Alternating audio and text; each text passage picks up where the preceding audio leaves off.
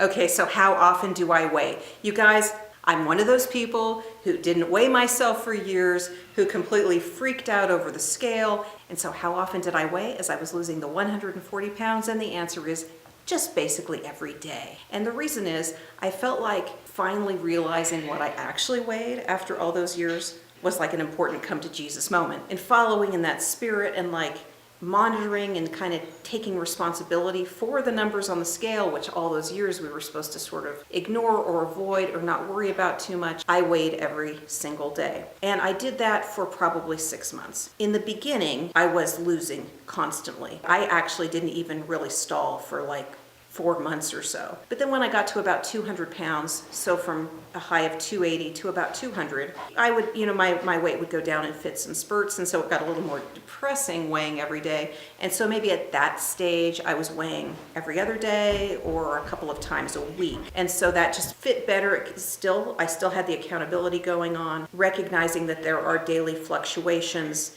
and you don't want to just be completely depressed. That's how I changed it up. In general, I weigh and I use it more for monitoring. If I'm on plan and on target and I've gained a little weight, I don't really worry about it because I know it's not body fat. So we have fluctuations in terms of water weight and we certainly might have muscle building that's going on. So one thing you can do is you can get a body fat scale and that might help and give you multiple measures. I mean, you could go really hardcore and get a DEXA scan. That's something I wish I had in the beginning. Of course, I had no idea I was going to lose any weight at all, much less 140 pounds, or I'd have a before DEXA scan. So that's something you could do. But that's a little hardcore and pretty expensive. For the most part, if you're on plan, don't worry about the fluctuations. But yeah, keep monitoring, keep a check on your weight.